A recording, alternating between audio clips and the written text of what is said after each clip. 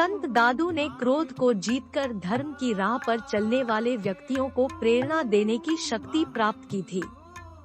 इसी तरह की एक घटना है, महाराज आप कोई ऐसा वशीकरण मंत्र या कवच दीजिए जिससे मेरा पति वश में हो जाए। संत दादू दयाल के पास एक संभ्रांत मुस्लिम परिवार की महिला आई थी।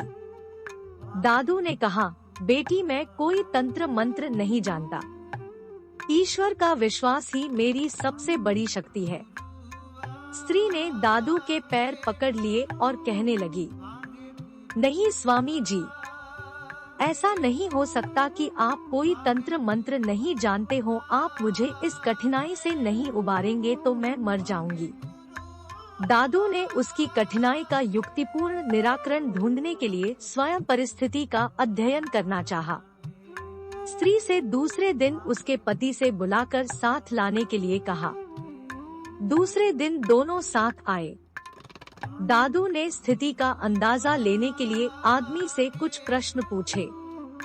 पता लगा कि स्त्री पति के कुल से गरीब घर की है। विवाह पूर्व इसकी सेवा भावना पर रीझ कर उस आदमी के पिता ने लड़की को अपनी पुत्रवधू बना लिया था। स्त्री एकदम संपन्न और सुखी वातावरण में आ गई। जीवन स्तर जैसे ही थोड़ा ऊंचा उठता है, सामान्य लोगों में अहंकार, घमंड की भावना धीरे धीरे घर कर लेती है और परिणाम यह होता है कि एक एक कर सभी सद्गुण विदा हो जाते हैं तथा व्यक्ति घृणा और तिरस्कार का पात्र बन जाता है। इसी प्रकार की परिस्थितियां उक्त परिवार में घटी थी। फलस्वरूप पहले की तुलना में प्यार व मान कम हो जाने के कारण युवती का मन उद्विग्न हो उठा था। संत दादू ने परिस्थिति का भली भांति अध्ययन कर स्त्री को अलग से जाकर एक लिखा हुआ कागज का पुर्जा दिया और कहा कि इसका ताबीज बनाकर अपने गले में पहनना तथा इस यंत्र को सिद्ध करने के लिए अपने पति की खूब सेवा करना। मुस्लिम दंपत्ति चले गए। यंत्र की साधना के लिए स्त्री अपने पति की खूब सेवा करने लगी और अंततः वह प्रसन्न हो गया। वह भी अपनी पत्नी को पूर्ववत प्रेम करने लगा। स्त्री अपनी सेवा निष्ठा के कारण पहले से भी ज्यादा घर के लोगों की प्रेम भाजन हो गई। दादू दयाल का यंत्र अपना चमत्कारी प्रभाव दिखा गया। एक दिन बातचीत में स्त्री ने उस यंत्र और साधना की चर्चा अपने पति से कर दी।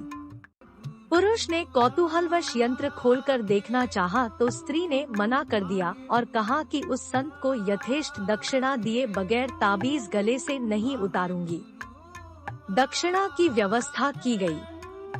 अपने नौकरों और रिश्तेदारों के साथ सब लोग दादू दयाल के पास पहुँचे। संत तो एक क्षण यह जुलूस देखकर अचंभित रह गए और स्त्री ने उनका प्रयोग सिद्ध हो जाने की बात बताई तो सारी बात समझ गए। यहाँ संत ने सोचा कि लोग इस प्रकार ताबीजों और यंत्रों के चक्कर में फंस जाएंगे तो जो बात अपना प्रभाव करती है उस सेवा साधना की उपेक्षा होने लगेगी।